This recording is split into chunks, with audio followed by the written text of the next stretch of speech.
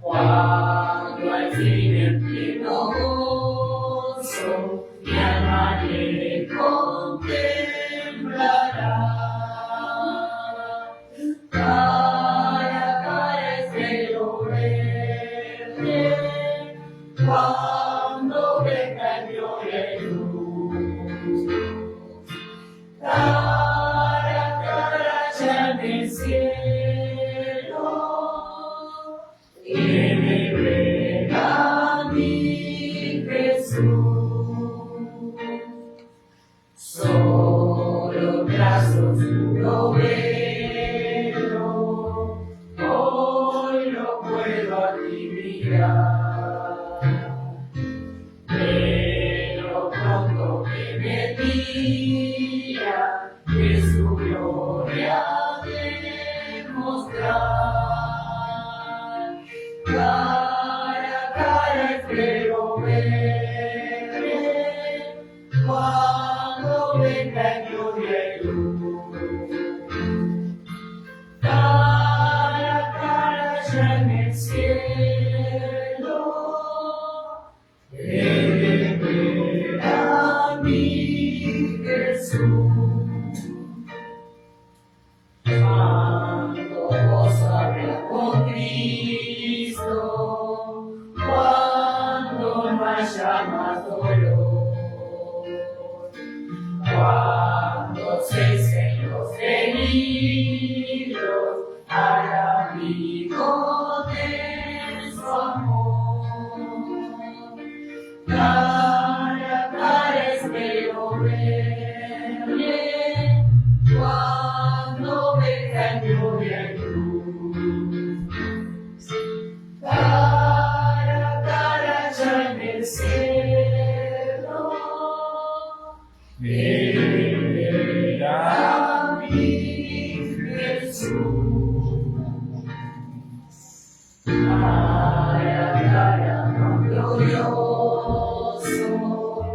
ha de ser así vivir. Pero el rostro de quien quiso nuestras almas redimir. Cara a cara espero verle, cuando venga en gloria y luz. Cara a cara ya en el cielo, Él verá a mi Jesús. Amén. Feliz Santo Sábado, hermanos. Es un gusto estar un Santo Sábado con este grupo hermoso para la gente que nos estaba viendo en Facebook. Ahora vamos a encomendarnos al Señor a través de una oración que el hermano Pedro nos va a guiar. Los que quieran, los que puedan ponerse de rodillas.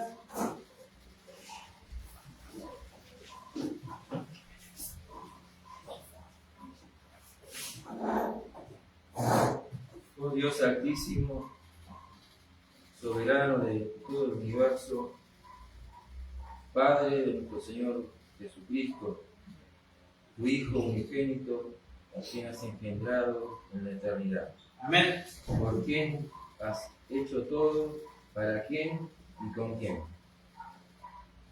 Padre nuestro, te pedimos que en estos momentos tu presencia esté aquí entre nosotros, que dirijas las palabras de Darío en la lectura de la palabra. Amén. Y que sea tú el que nos habla a través del Espíritu de tu Hijo.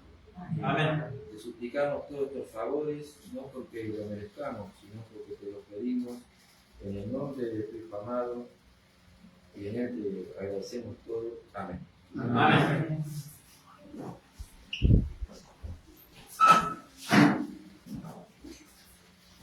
Feliz sábado, hermanos. Feliz sábado. Es un gusto nuevamente compartir la la palabra del Señor. Hola. El tema que quiero presentar esta mañana tiene que ver con el paganismo dentro del mundo cristiano. La pregunta que quiero hacer a todos los que escuchen este tema comienza de esta manera. ¿Puede ser posible que en este momento nosotros como cristianos estemos creyendo en algo pagano y adorarlo en forma inconsciente vestido de cristianismo? Puede ser que yo esté adorando y no me dé cuenta que en realidad no estoy adorando a Cristo, sino estoy adorando a Baal, inconscientemente. Quiero que me acompañen en 2 Corintios capítulo 11, versículo 14, donde el apóstol Pablo nos describe cómo puede suceder esto. El apóstol Pablo nos dice, y esto no es sorprendente, hablando de Lucifer, porque el mismo Satanás se disfraza de ángel de luz. ¿Cómo trabaja el enemigo, hermanos? Disfrazado. Si él se presenta como es, la gente, ¿qué va a hacer? Sale corriendo, ¿no? Pero ¿qué hace el diablo? Se disfraza como ángel de luz. Sigue diciendo el versículo 15, así que no es extraño, o sea, no se extrañen si también sus ministros se disfrazan de ministros de justicia, cuyo fin será conforme a sus obras. O sea, Lucifer utiliza a sus ministros y se disfraza a través de ellos. ¿Para qué? Para poder engañarnos. ¿Sí o no? Ahora, a mí no me gusta hablar del diablo, y no vine a hablar del diablo acá, pero Jesús nos advirtió de estas situaciones antes de que Él regrese. Podemos ir al capítulo 24 de San Mateo, el Evangelio de Mateo, donde Él 3 veces nos advierte de los engaños que tienen que ocurrir antes de que Él descienda en las nubes. Mateo 24 es un capítulo profético que, si ustedes ven la imagen, hay un señor vestido de saco y corbata, pero la cara es como de ¿qué? De un lobo, ¿no? Jesús dijo que vendrán corderos vestidos de lobos rapaces.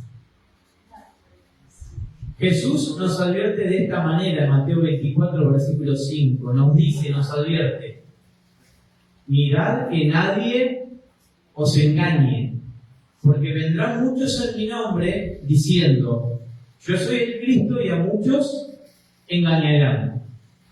¿Cuántos hermanos iban a ser engañados? Muchos, dice. Y dice que si no fuera porque acortara los tiempos por amor a los escogidos, dice que el diablo va a ser posible engañar aún a los escogidos, pero el Señor no lo va a permitir.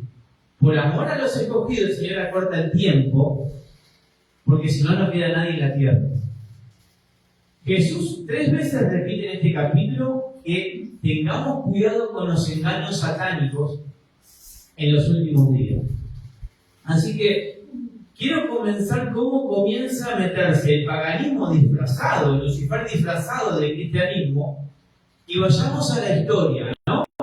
¿Qué nos cuenta la historia y cómo se introduce el paganismo dentro de la iglesia cristiana? Tenemos que ir al año 312, donde en el Imperio Romano había una lucha que se produce entre Constantino y Magencio. Era el liderazgo del Imperio Romano, donde el emperador Constantino, ustedes ven la imagen, ¿no? Donde se ve una cruz. Días antes de la batalla de Milvio, en el año 312, la batalla de Milvio, Constantino tiene una visión donde él ve en el cielo una cruz, o sea, ve el sol, ellos eran adoradores del sol, y dice que ve en el cielo una cruz. O sea, ve el sol y que la cruz estaba tapando el sol. Y él ve y escucha una revelación que le dice: por esta señal vencerás. ¿Y qué sucedió? Venció. Constantino logra adueñarse del Imperio Romano. ¿Y qué sucede a partir de ahí? ¿Qué sucede con los que tenían la relación? El mitraísmo se llamaba la religión romana, y no se despojan del mitraísmo, sino que ahora empiezan a introducir en el cristianismo sus creencias y las empiezan a adoptar de una manera disfrazada, como si fuera ¿qué cosa? ¿Verdad? Cristiana, como si fuera verdad. Se empieza a introducir el disfraz del cristianismo a través del paganismo. Y vamos a empezar a ver que a partir del año 312, cómo Lucifer, a través del Imperio Romano, empezaba a trabajar de una manera muy disfrazada, sutil, para que el cristiano adopte como si fuera que viene de quién? De Cristo. ¿Sí? Ya el siguiente año, en el año 313, recuerden de que la iglesia cristiana, a partir de que murieron los apóstoles, ¿qué pasaba con el cristianismo? Sufría persecuciones. Los mandaban a matar, ¿no? ¿Se acuerdan que el Coliseo Romano era como un estadio de fútbol? Se burlaban de los cristianos y los leones los perseguían y los corrían. Y los despedazaban. Eso era la iglesia cristiana, pero ahora de pronto, ¿qué hace Constantino? Cesa la persecución. Y manda un edicto, se llama el Edicto de Milán, año 313. ¿Qué sucede con ese edicto? Cesaba la persecución. Dijeron, no persigamos más a los cristianos, si nosotros ahora somos cristianos. Constantino mandó a bautizar a todos los soldados porque eran cristianos ahora. No era que se habían despojado de su religión pagana, sino que ahora se adoptaban oficialmente como cristianos, uniendo la religión con el Estado. Entonces se emite un edicto, se llama el Edicto de Milán, y este edicto cesaba la persecución, basta de persecución, ahora nosotros tomamos control del cristianismo. Ahora Roma tenía derechos sobre el ámbito cristiano, el ámbito religioso, y empezaba de menor a mayor la influencia pagana dentro de la iglesia cristiana. De una manera de menor a mayor, ¿no? Recuerden que el diablo no puede trabajar de un día para otro. El diablo te va metiendo el veneno para que vos en un momento a otro ya no te des cuenta, y de pronto no te das cuenta, estás consumiendo veneno puro. Y eso es lo que, cómo trabaja Lucifer. En el año 321, estamos hablando de 8 años después, el 7 de marzo, Constantino declaró lo siguiente: se cambia el sábado por el domingo. Y él declaró, el día del sol era la adoración de los romanos, el sol invictus. Y él dice, en el venerable día del sol, ¿cuál es ese día? El domingo. Que los magistrados y las personas que residen en las ciudades descansen y que todos los talleres cierren. ¿Qué es lo que pasó acá? Se saca el sábado es parte de la ley de Dios, el sábado es el día de descanso, porque el séptimo día descansó, y ahora el día de descanso pasa a ser domingo. Interesante cómo el Imperio Romano ahora pasó a cambiar un día que está dentro de la ley y que solamente lo puede cambiar ¿quién? Cristo. El Señor dijo que cielos y tierra pasarán, pero mi palabra no pasará. Amén. Así que ahora el sábado pasa a ser un día común y el domingo pasa a ocupar el día del sábado. Para que el cristiano adore un Dios falso, en consecuencia a un día falso. Por eso vemos de que en el año 325 y en el año 381, seguimos en la historia del paganismo, cómo se ha introducido, se declara el Dios trino, se declara la Trinidad como algo oficial del Imperio Romano. Primero la establecen en el Concilio de Nicea Y en el año 381 logran decretar Dios Padre, Dios Hijo y Dios Espíritu Santo. Logran la adoración a ese Dios formado en 3 personas. Eso lo declara el paganismo. Estamos hablando del Imperio Romano. Ahora empieza una persecución porque el que no adora a ese Dios trino se convierte en enemigo de la Iglesia y del Estado. ¿Sí? O sea, comienza una nueva persecución, pero no por el día. Ahora es por el Dios trino. Fíjense qué interesante. La persecución no es solamente por el sábado, sino que la persecución tiene que ver por el Dios Trinidad, de la Santísima Trinidad. Ahora, hay muchos más edictos que no me quiero explayar, pero quiero que vayamos más atrás ahora y acompáñenme en Génesis capítulo 11, donde aparece el primer tirano, el primer gobierno que se levanta en contra de Dios. ¿Recuerdan cuál es la primera historia? La Torre de Babel, ¿no? Babel significa confusión y viene de Babilonia, ¿sí? El primer tirano, el primer poderoso, el creador de esta Torre de Babel, que quería llegar ¿hasta dónde? Hasta el cielo, ¿no? Génesis 11:7 nos dice de que ahora pues descendamos y confundamos allí su lengua para que ninguno entienda el habla de su compañero. ¿Qué pasó acá? Ellos querían llegar hasta el cielo y Dios, ¿qué dijo? Ahora hasta acá. Hasta acá llega, hasta acá permito. No van a llegar hasta el cielo. Hasta acá van a llegar, ¿no? Por eso el Señor desciende. O sea, quiere decir que el Señor tiene ¿qué cosa? Límites. Permite el Señor que trabaje el ser humano en contra de Dios, pero el Señor está en control y el Señor pone los límites. Hasta acá. Dice el versículo 8, así los esparció Jehová desde allí sobre la faz de toda la tierra y dejaron de edificar la ciudad, ¿no? Noten algo interesante, que ellos estaban edificando una torre para llegar al cielo y nosotros siempre hemos escuchado de que la intención era que ellos crearon esa torre para que no venga el diluvio de vuelta. ¿Escucharon eso alguna vez? Pero en realidad, cuando nosotros vamos al contexto, esto es mucho más profundo. Porque ¿quién era el que quería ser igual a Dios y establecer su trono en el cielo? Lucifer. Y eso está en Isaías 14, ¿no? No vamos a leerlo ahora, pero en Isaías 14, si ustedes van al contexto, está hablando de Lucifer, pero también está hablando de un rey. ¿Y ese rey quién era? El rey de Babilonia. ¿Sí? Quiere decir que el rey de Babilonia sería el primer poderoso ante el Señor, ocupando el lugar que le corresponde a Cristo. Quiere decir que atrás del rey de Babilonia está ¿quién? Lucifer, el anticristo, ¿no? Y podemos entender ahora que en este tiempo en que estamos, cuando leemos en Apocalipsis capítulo 18, donde se da el mensaje del cuarto ángel unido al mensaje de los 3 ángeles, se escucha una voz, ¿no? Que son los mensajeros que van a predicar ¿qué cosa? En Apocalipsis 18. Apocalipsis 18:4, que nos dice: y oí otra voz del cielo que decía, salid de ella, pueblo mío. Fíjense que Dios tiene pueblo, ¿dónde? En Babilonia. ¿Por qué? Porque acá la gente no es el tema. El problema, ¿cuál es, hermanos?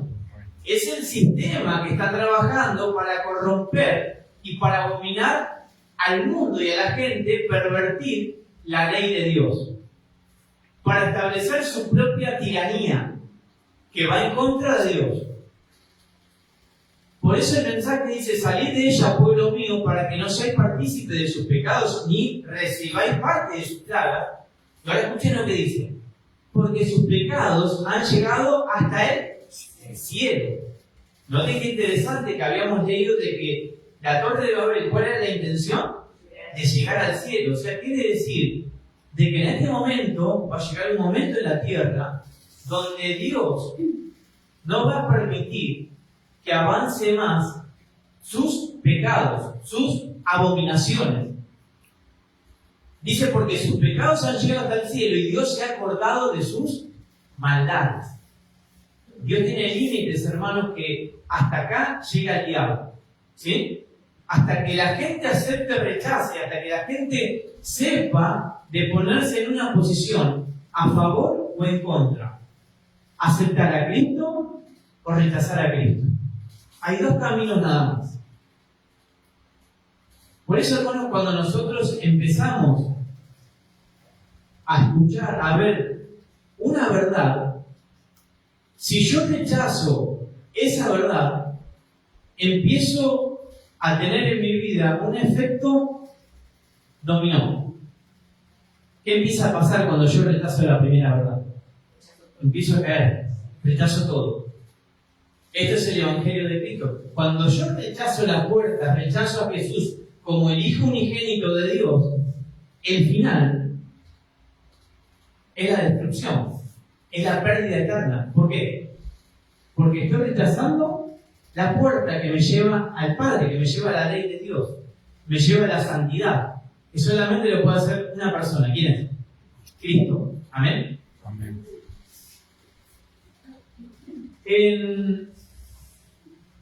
Vamos a empezar a ver cuáles son las abominaciones que el Señor detesta, ¿no? Porque dice que los pecados van a llegar hasta el cielo. Tenemos que saber cuáles son esos pecados, esas abominaciones que a Dios le aborrece, ¿no? ¿Se acuerdan que la iglesia madre, que tiene el título de Babilonia, la grande misterio, es simbolizada por qué? Por una mujer que en su mano tiene una copa, ¿no? Está llena de ¿qué? De abominaciones, dice Apocalipsis 17. Y vamos a ver entonces cuáles son esas abominaciones. Vamos a ir al capítulo 8 de Ezequiel, donde el Señor le revela al profeta lo que estaba pasando en el pueblo de Dios. ¿Y qué había en el pueblo de Dios? Abominaciones. En Ezequiel capítulo 8, que esto, hermanos, estas abominaciones no venían de cualquier persona. Venían del mismo pueblo que Dios había escogido. ¿Para qué? Para predicar el Evangelio, ¿no? Para predicar la salvación, el amor de Dios. ¿Y qué pasaba en el liderazgo de Israel? A Ezequiel se le muestra, y dice el versículo 12, me dijo, hijo de hombre, ¿has visto las cosas que los ancianos de la casa de Israel hacen en tinieblas? Cada uno en sus cámaras pintadas de imágenes. Porque dicen ellos, los líderes, Jehová no nos ve, Jehová ha abandonado la tierra. Me dijo después, vuélvete, verás que estos hacen aún mayores abominaciones. O sea, fíjense que al profeta se le revelaba muchas más abominaciones que no estaba viendo, porque eran internas. Sigue diciendo el versículo 14, me llevó a la entrada de la puerta de la casa de Jehová, que está al norte, y vio a unas mujeres que estaban allí sentadas, llorando a Tamuz. Versículo 15, luego me dijo, ¿no ves, hijo de hombre? Vuélvete, verás aún mayores abominaciones que esta. Fíjense que las abominaciones iban de menor a mayor, cada vez eran más grandes. Me llevó al atrio de adentro de la casa de Jehová y vi que junto a la entrada del templo de Jehová, entre la entrada y el altar, había unos 25 hombres. Estos eran los sacerdotes dentro del pueblo de Israel. ¿Y qué estaban haciendo? Con sus espaldas vueltas al templo de Jehová y con sus rostros hacia el oriente, y adoraban al sol, postrándose hacia el oriente. Hermanos, ¿qué estaba pasando dentro del pueblo de Dios? Estaban adorando a Tamuz, y por ende estamos viendo que estaban adorando ¿a quién? Al sol, al dios sol. ¿Estamos de acuerdo con lo que estamos leyendo? Estaban adorando a Tamuz, al dios sol. Ahora, la pregunta es, hermanos, que estas abominaciones no eran nuevas. El pueblo de Israel ya venía en abominaciones ¿desde cuándo? Desde que Moisés baja con la ley de Dios, ¿sí o no? O sea, no es algo nuevo que pasaba en la casa de Israel. Ya había una condenación de Dios, había en el pueblo una condenación, una abominación de que no se debía adorar al dios sol, ni la luna. En Deuteronomio capítulo 17, podemos leer, Deuteronomio capítulo 17, Dios ordena, les da una explicación al pueblo, ¿no? Que dice, cuando se halla entre los tuyos, en alguna de las ciudades que Jehová tu Dios te da, un hombre o una mujer que haya hecho lo malo ante los ojos de Jehová, tu Dios, traspasando su pacto, que haya ido a servir a dioses ajenos, y se haya inclinado, acaba de terminar, va a especificar cuáles son los dioses ajenos, y cuáles eran. Inclinado ante ellos, ya sea ante el sol, la luna o todo el ejército del cielo, lo cual yo he prohibido. Hermano, quiere decir de que ya estas prácticas dentro del pueblo de Israel venían ¿de dónde? De la antigua Babilonia. ¿Sí? Ya estas prácticas se habían introducido dentro del pueblo de Israel porque venía de Babilonia, de Babel. Y eso se fue introduciendo dentro del mismo pueblo de Dios. Y que el Señor había prohibido específicamente. Por eso el Señor muchas veces tenía que mandar a ejecutar juicios, y hoy en día lo vemos como que nos choca. Pero esto es lo que pasaba dentro del pueblo. El pueblo adoraba al Dios Sol. El problema no era con las naciones paganas, hermano. Acá está hablando dentro del mismo pueblo. El pueblo cree o quiere adorar de la forma que ellos desean. ¿Sí? Y sabemos nosotros, hermano, que el evangelio de ser cristiano tiene que ser con una libertad que tiene que ver con un obedecimiento por amor, no por una obligación. Así que, ¿qué tiene que ver esto con mi salvación, no? Con el paganismo dentro del cristianismo. ¿Tiene que ver esto con mi salvación, sí o no? ¿Yo tengo que saber a quién estoy adorando? Claro que sí, hermano, porque está fundamentado en la palabra del Señor. Vuelvo a preguntar, ¿será posible que todo esto, lo que estamos viendo, se ha introducido de manera disfrazada al mundo cristiano y está afectando mi salvación? En estos días estamos entrando a lo que se llama Semana Santa. Pregunto, ¿dónde dice la Biblia que hay una Semana Santa? ¿Hay una explicación bíblica? No, ¿sí o no? No es que lo estoy inventando yo, sino que la Biblia no dice que hay una Semana Santa. Así que ahora tenemos que ver de dónde sale esta semana que es santa, ¿no? La Iglesia Madre, la Iglesia Católica Apostólica Romana, ha dicho de que toda esta Semana Santa es una memoria hacia quién? Hacia Jesús. Eso es lo que nos dice. Nosotros tenemos que comprobarlo de acuerdo a la ley y al testimonio. Así que vamos a empezar a ver estas abominaciones y esta Semana Santa que no está en la Biblia. Según la historia y la tradición pagana, nos cuenta de que Nimrod tuvo una mujer llamada Semiramis y tuvieron un hijo llamado Tamuz. Vuelvo a repetir, esta es la historia y la tradición pagana, que ahora vamos a ver cómo influye dentro del cristianismo lo pagano. Porque no hay una explicación bíblica de la Semana Santa, ¿sí o no? Cuenta la historia de que la reina Semiramis, después de la muerte de Nimrod, que era el sol, un símbolo del sol, Nimrod, y Semiramis, la diosa luna, que la reina de Babilonia se convirtió después de la muerte de su esposo, y que Tamuz era un pastor, pastoreaba, y que fue de pronto asesinado y descuartizado. Cuando empiezan a encontrar a Tamuz porque estaba descuartizado, empiezan a ver, porque empiezan a juntar el cuerpo de Tamuz porque no había descendencia de él. Ustedes saben que la descendencia era importante en el tema de la herencia, ¿no? Se encontraron con que le faltaba su órgano sexual. Por consejo de los soldados, Semiramis manda a buscar por todos lados ese órgano sexual, porque la intención era devolverle la vida a Tamuz. Estamos hablando de esto, hermanos, de que esto es pagano y esto es satánico, lo que estamos escuchando, ¿no? Los soldados le aconsejan a Semiramis a que busquen el Éufrates. Así que, ¿qué hacen? Van al Éufrates a levantar a todos los peces para encontrar ¿qué cosa? Lo que le faltaba a Tamuz, ¿sí? Semiramis es conocida también como la diosa Istar. Istar también es una diosa que tiene un símbolo que se asemeja a la diosa Semiramis. Semiramis decide obtener a través de lo que da la vida un acto sexual con el cadáver para que pueda reencarnarse el dios Sol, porque el esposo que había pasado había muerto en Nimrod, ¿sí? Se reencarna Tamuz en Nimrod. Cuando se logra juntar, se logra encontrar y logran buscar todos los peces, encuentran su órgano sexual y Semiramis emite un decreto de 40 días de luto. O sea, 40 días de luto, ¿qué significaba?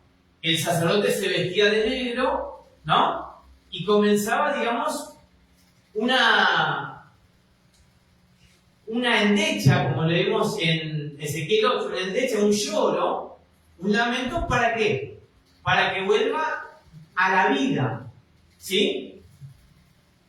A los 40 días se produce la reencarnación de Tamuz. Tamuz resucita.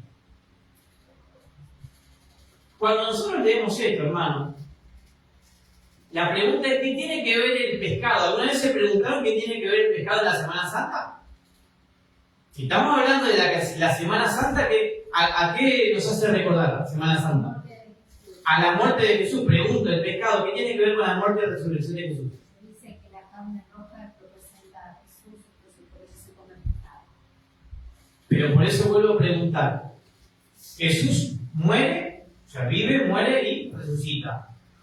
¿Qué tiene que ver el pescado en ese recuerdo que viene a Jesús? Muchos dicen, bueno, porque Jesús... Claro, y porque Jesús tuvo 40 días de ayuno y porque Jesús alimentó con pescado. ¿Pero qué tiene que ver con la muerte y la resurrección de Cristo? No hay una explicación, digamos, bíblica sobre eso. Ahora, el símbolo del comer pescado en Semana Santa, ustedes recuerdan que la iglesia insta por 3 días, el Viernes Santo, el inicio de la Cuaresma, son 3 días, y insta a la gente a comer pescado, ¿sí? ¿Por qué? Porque el símbolo del pez tiene que ver con una gratitud de que el pescado, ¿qué hizo? Devolvió la vida a Tamuz. Es una gratitud de poder adorar nuevamente a Tamuz. Escuchen porque se van a sorprender ahora de los símbolos que tiene hoy en día el cristianismo. En los días de Cuaresma se trata esto, ¿no? El tema del pescado. Y como dijimos, en vez del símbolo de que los babilonios recuerdan lo que es la vida, y ese mismo hecho del pez fue de que tuvieron la posibilidad de resucitar a Tamuz. Ahora, vamos a empezar a meternos en lo que estamos viendo en nuestros ojos, ¿no? Usted dice, no, eso es todo mentira. Bueno, vamos a entender ahora con nuestros ojos la realidad. En la imagen que ven del lado derecho de mi pantalla está Jesús. ¿Ustedes vieron una vez este símbolo? Sí. Que hay un pez y que Jesús está metido dentro del pez. ¿Quién es Jesús acá? ¿Quién es este Jesús? Tamuz. Es Jesús, ¿no? Es Tamuz. Tamuz. Tamuz, digamos, la vida de Tamuz estaba dentro de ¿dónde? El pescado. El pez. Cuando vemos este símbolo, ahí yo puse Tamuz, es el Jesús de la Trinidad. Recuerden de que el Jesús que nos está presentando es un Jesús falso, no es el Jesús el Hijo de Dios, sino que es una falsificación, un disfraz del Jesús verdadero. Y esto es lo que impuso la Iglesia y nosotros hemos adoptado esta creencia por mandato de la Iglesia Madre. Y del lado izquierdo vemos al Papa, donde tiene un gorro que se llama la mitra, ¿no? Y fíjense de que tiene como una boca de pescado, ¿no? De un pez, es como un pez con la boca abierta. Bueno, el pez estamos viendo que es el símbolo de ¿qué? De Babilonia, ¿sí? Y fíjense que tiene, es como una corona, como una, como alrededor de la corona, un entorno de oro. Un bordado de oro. Un bordado, y esto es una imitación, una falsificación al sumo sacerdote, ¿no? que tenía una mitra, la mitra representaba el lino fino, ¿sí? Y el bordado representa la santidad a Jehová, la santidad a Dios. Por eso el papado tiene la santidad al Dios ¿qué? Sol. Al Dios Sol, al Dios babilónico. Por eso tiene el entorno de oro y el pez como símbolo de adoración al Dios Sol. Recuerden esto de que cuando decimos santidad a Dios, la Iglesia ha dispuesto que Dios es de la Santísima Trinidad. Y nosotros hoy estamos creyendo en el Dios babilónico. ¿Sí? Y ahora vamos a ver más detalles de todo esto. Ahí como podemos ver el Papa anterior, a León XIV, donde vemos de que la hostia es el símbolo ¿de quién? De Jesús. Porque esto es lo que dice la Iglesia, el símbolo de Jesús. Ahora pregunto, ¿por qué tiene forma redonda Jesús? ¿Por qué? Porque es el símbolo del sol. ¿Qué tiene el sol alrededor? ¿Los qué? Los rayos del sol. ¿Sí? Los rayos del sol es la fuerza de la energía del Dios Sol. El Dios de la Trinidad tiene que ver con el Dios Sol. Por eso la eleva y la adora, porque vieron que el Papa tiene que elevarse de frente y una especie de adoración al Dios Sol, que es la hostia. ¿Sí? No solamente este Papa, sino el mismo Papa León XIV, vemos cómo se postra en forma satánica, ¿no? En forma del Dios Sol, adorando y dándole reverencia. Y fíjense, importante que la forma que tiene es la forma de Dios Sol y que tiene rayos, ¿no? La Cuaresma, que significa los 40 días, comienza con un día que se llama el miércoles de ceniza. ¿Han escuchado alguna vez el miércoles de ceniza? ¿No? Bueno, es el inicio de el luto de llanto, los 40 días de la vuelta a la vida de Tamuz. ¿Y qué pasa? ¿Qué hace la Iglesia? Le ponen una T en la frente. ¿La T de quién? La T de Tamuz. Y la Iglesia dice, bueno, esa es la cruz de Cristo. Fíjense en el disfraz. Y ahora vamos a ver cómo, disfrazado todo esto, es una adoración, un culto a Lucifer. Disfrazado. ¿Sí? ¿Y qué hace el mundo cristiano? Lo adopta. Y no miremos al mundo cristiano, hermano, como si fuera que nosotros estamos salvados, porque ahora vamos a ver cosas dentro de nuestro pueblo. ¿Cómo se ha disfrazado esta abominación dentro de nuestro propio pueblo? El miércoles de ceniza comienza con los 40 días. Tenemos el domingo de Ramos. Si lo han escuchado alguna vez, el domingo de Ramos se da una semana antes de que se devuelve la vida a Tamuz, que se reencarna Tamuz de vuelta, y vemos una imagen donde vemos que Jesús, esto es una celebración de Jesús, dice la Iglesia, ¿no? Que es la entrada a Jerusalén, ¿sí? Lo que dice la Iglesia, pero realmente es la resurrección de Tamuz, es una semana antes, que tiene que ver con la época de la estación de la vegetación, porque todo esto tiene que ver también con las estaciones, con el clima, ¿sí? Y vemos ahí en pantalla de que Jesús tiene ¿qué cosa atrás? Un sol, ¿sí? Y el que está al lado de Jesús, se imaginarán quién es. Pedro. Si el de cabeza de la iglesia, ¿quién es? ¿Quién es el primer papa? Pedro. Entonces Pedro está acompañando a Jesús en la entrada a Jerusalén, ¿no? Y fíjense que Pedro, ¿qué tiene? Un sol, ¿no? Todo esto, hermano, es la celebración de que Tamuz vuelva a la vida dentro de una semana, de ese periodo de semana. Ahora, ¿alguna vez escucharon los huevos de Pascua? Pregunto, ¿qué tiene que ver los huevos de Pascua con la muerte y resurrección de Cristo? Nada. No hay algo bíblico que diga, ¿por qué mandan a los niños a buscar? Porque los mandan a los niños a buscar en los árboles No tiene nada que ver con lo que encontraron en el río, ¿no? Buscan en forma, digamos, como juego los huevos de Pascua, que tiene una referencia con lo que se le perdió a Tamuz. ¿Lo pueden creer esto? Esto es lo que pasa acá, esto es lo que estamos viendo, hermano. Esto es lo satánico que está infiltrado dentro del mundo cristiano. Ahora, en inglés se llama Easter egg, que tiene que ver domingo de Pascua, huevo de Pascua. Por eso tiene el nombre en inglés. Ahora pregunto, ¿por qué el pez y el conejo? También. Es el símbolo de la fertilidad, el símbolo sexual. ¿Por qué? Porque son los dos animales que más reproducción tienen.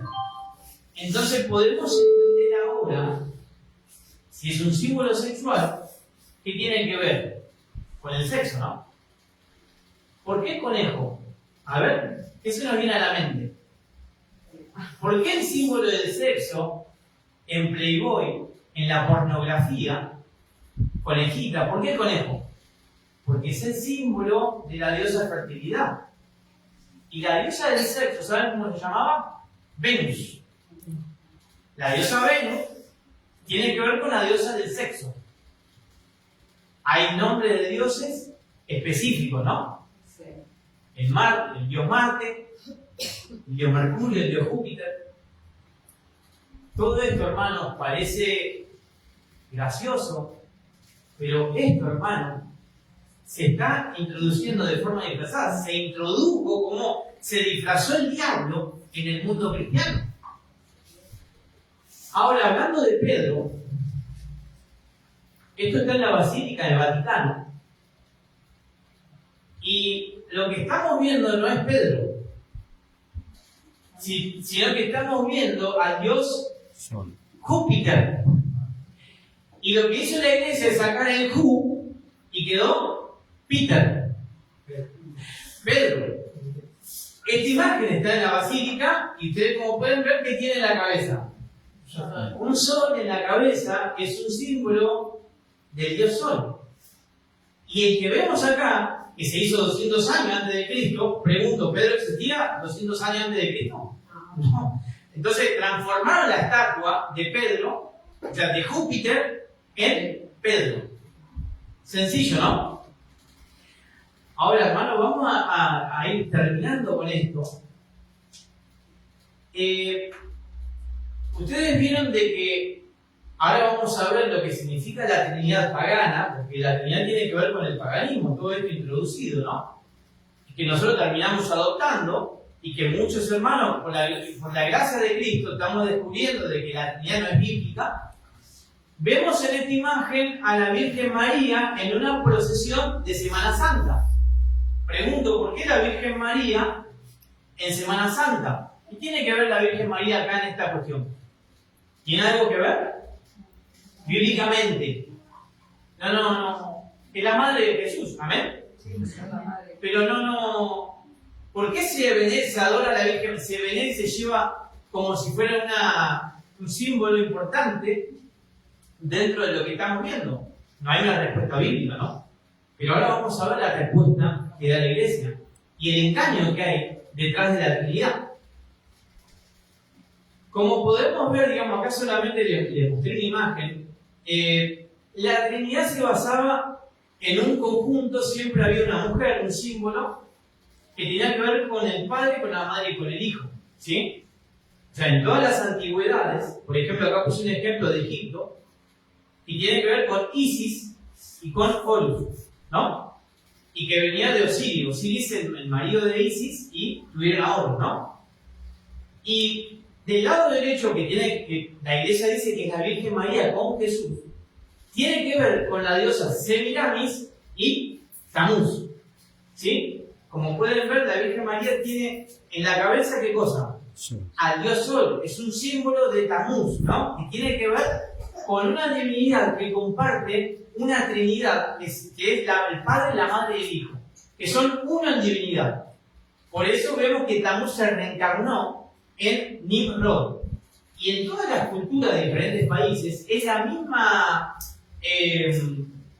esencia, pero con diferentes nombres, ¿sí? Pero representan la misma deidad, la deidad de la Trinidad pagana, ¿no? Por eso podemos ver, digamos, que la Trinidad babilónica surgía de Nimrod, Semiramis y Tammuz. La egipcia tiene que ver con Isis, Osiris y Horus. La griega significa Zeus, Atenea y Apolo.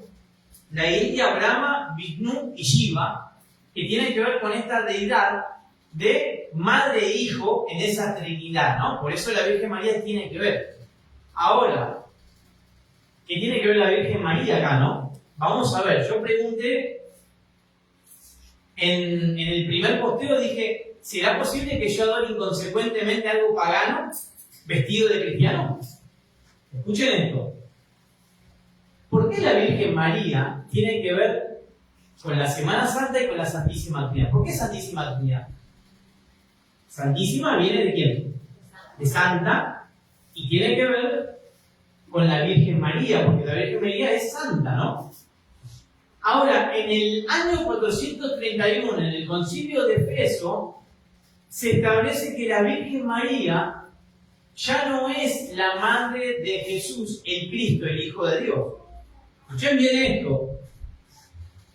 En el año 431 se establece que la Virgen María ahora es la madre de Dios. Si ustedes dicen que tiene que ver eso con la Trinidad o con mi adoración, escuchen ahora.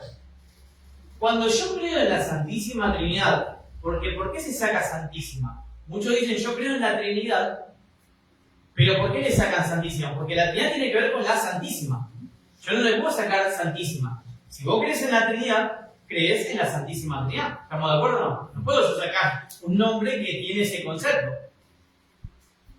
Al creer en la Trinidad, en un Dios en tres personas, yo inconsecuentemente estoy creyendo que la Virgen María ahora es la madre de Dios. ¿Por qué? Porque es Dios Padre, Dios Hijo y Dios Espíritu Santo. Como no hay distinción, ahora la Virgen María se convierte en madre de Dios. Y ahora pregunto, la madre de Dios no puede ser cualquier persona, tiene que ser santa y tiene que tener una naturaleza especial. Tiene que ser inmaculada. Por eso la Virgen María dice que es una mujer no igual a nosotros, que tuvo una naturaleza distinta a nosotros. Inconsecuentemente, cuando yo adoro a la Trinidad, yo estoy reconociendo a la Virgen María como un ser especial y un ser divino, y que es la madre de Dios. Nosotros sabemos que la Virgen María es la madre de Jesús, que ya era el Hijo de Dios, sino que ahora Jesús es el Hijo a través de una naturaleza humana. ¿Amén? ¿Bien? Y llamada la Santísima Virgen María, Madre de Dios. Gracias. La Santísima Virgen María de Madre de Dios. Otra cosa que recordé ahora es que cuando nosotros leemos La Reina de los Cielos, no sé si se acuerdan del apóstol Pablo, donde estaba con la diosa Diana. ¿Saben cómo se le llama a la Virgen María? La Reina de los Cielos. Por eso se termina adorando a la Virgen María, porque ella representa a la Reina de los Cielos, las diosas paganas de antes. Tenían el título la Reina de los Cielos. Eran dioses. Y la Virgen María ahora adoptó ese nombre, eso lo dice la Iglesia misma, la Reina de los Cielos. Las fiestas paganas, que no las anoté a todas, entonces, dentro del cristianismo podemos ver el 25 de diciembre es el nacimiento del Dios Sol, el nacimiento de Tamuz. Nosotros creemos que es el nacimiento de Jesús, pero en realidad es el nacimiento de Tamuz. Lo hemos adoptado dentro de la misma iglesia adventista. La Semana Santa, inicio de Cuaresma, 40 madrugadas, ¿no? Que tiene que ver con la búsqueda de la vida de Tamuz. Domingo de Ramos es una semana antes de la resurrección de Tamuz. La Santísima Trinidad tiene que ver con el Dios pagano.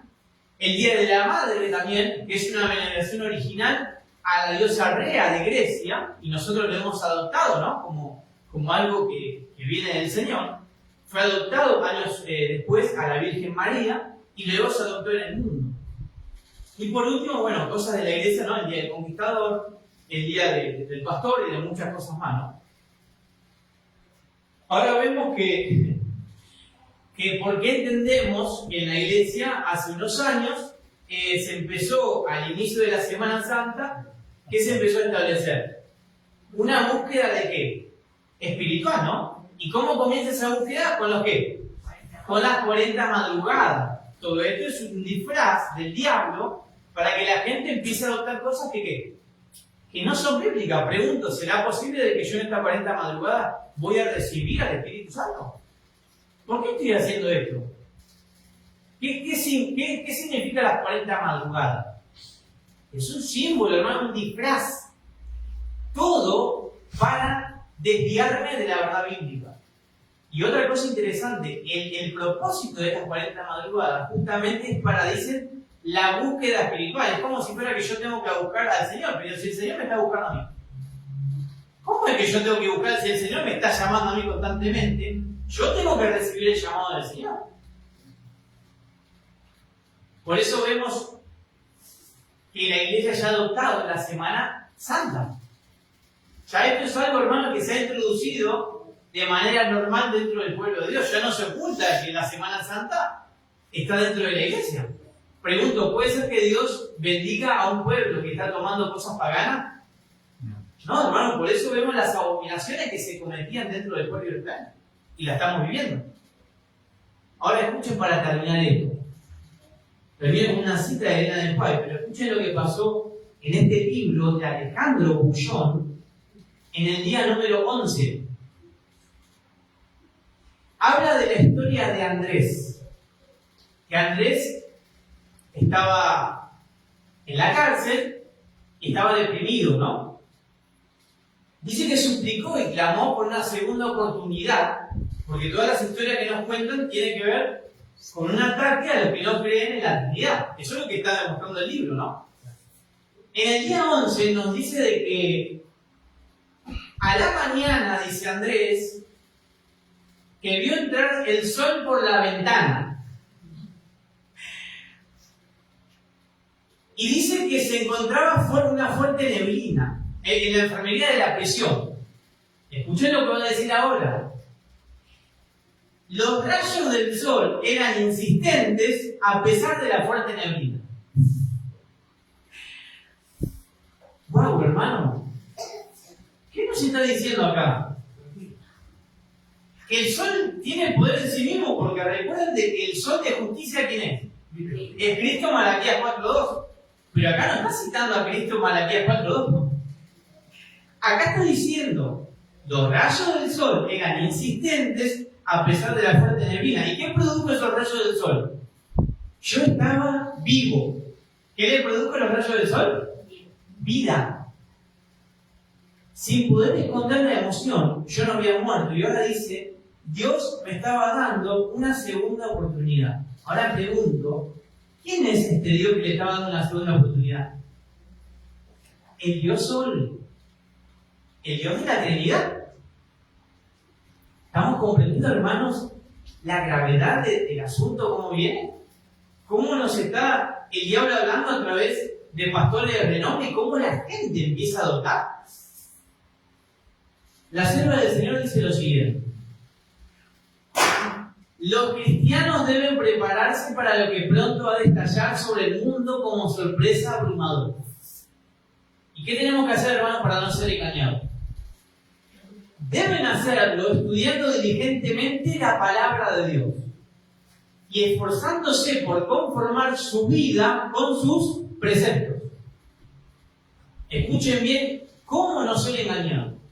Solo los que hayan fortalecido su espíritu con las verdades de la Biblia podrán resistir en el último gran conflicto.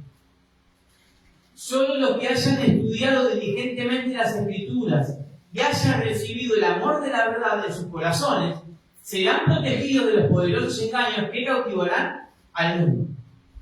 Nuestros hermanos necesitan comprender los oráculos de Dios, necesitamos tener un conocimiento sistemático de los principios de la verdad revelada y los preparar para sobrellevar aquello que está por sobrevenir en la tierra e impedirá que sean llevados de aquí para allá por todo viento de doctrina falsa.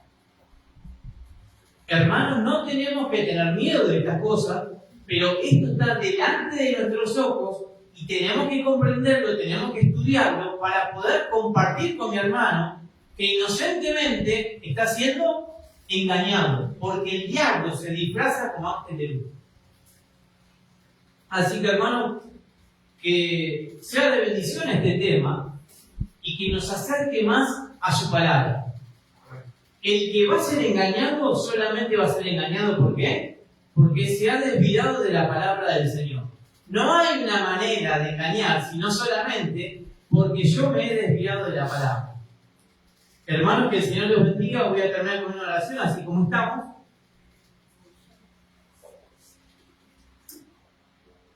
Querido Padre Santo y Eterno que moras en los cielos, santificado sea tu nombre.